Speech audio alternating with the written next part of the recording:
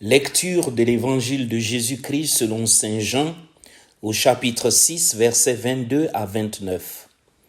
Jésus avait rassasié 5000 hommes et ses disciples l'avaient vu marcher sur la mer.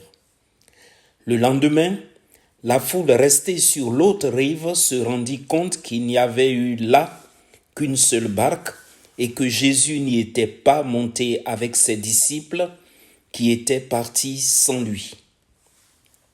Cependant, d'autres barques venant de Tibériade étaient arrivées près de l'endroit où l'on avait mangé le pain après que le Seigneur eut rendu grâce. Quand la foule vit que Jésus n'était pas là, ni ses disciples, les gens montèrent dans les barques et se dirigèrent vers Capharnaüm, à la recherche de Jésus. L'ayant trouvé sur l'autre rive, ils lui dirent : « Rabbi, quand es-tu arrivé ici ?» Jésus leur répondit : « Amen, amen, je vous le dis, vous me cherchez, non parce que vous avez vu des signes, mais parce que vous avez mangé de ces pains et que vous avez été rassasiés. Travaillez non pas pour la nourriture qui se perd, mais pour la nourriture qui demeure jusque dans la vie éternelle, celle que vous donnera le Fils de l'homme, lui que Dieu, le Père, a marqué de son sceau. » Ils lui dirent alors : « Que devons-nous faire pour travailler aux œuvres de Dieu ?» Jésus leur répondit : « L'œuvre de Dieu, c'est que vous croyez en celui qu'il a envoyé. » Acclamons la parole de Dieu. Méditation. Amen, amen, je vous le dis. Vous me cherchez, non parce que vous avez vu des signes, mais parce que vous avez mangé de ces pains et que vous avez été rassasiés. Sommes-nous vraiment à l'écoute de Dieu ? Sommes-nous réellement préoccupés par le règne de Dieu sur terre ? Les signes que Jésus opère sont destinés à affermir notre foi en Dieu. Ils sont censés établir entre nous et le Christ la confiance,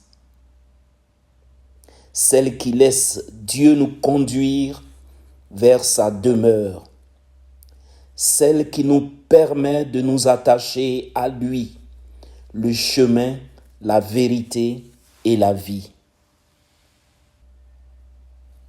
Cherchons-nous au contraire des satisfactions personnelles, égoïstes? Courons-nous d'église à église, de pasteur à pasteur, pour rechercher un lieu, un miracle, un pasteur excellent qui peut guérir physiquement? Courons-nous vers des lieux ou des églises qui peuvent soulager nos pauvres corps?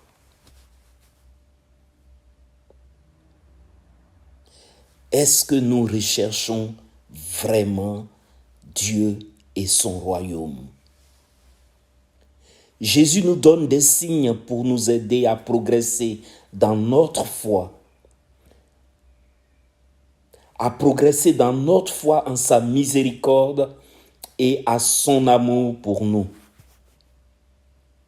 S'attacher à Jésus fait grandir l'amour que nous avons pour lui, nous ouvre les portes de la vie éternelle. La nourriture et les biens terrestres se perdent. Tout ce qui est terrestre et se dégrade. L'amour de Dieu, par contre, est une nourriture qui demeure jusque dans la vie éternelle. Dieu nous partage son amour par les signes.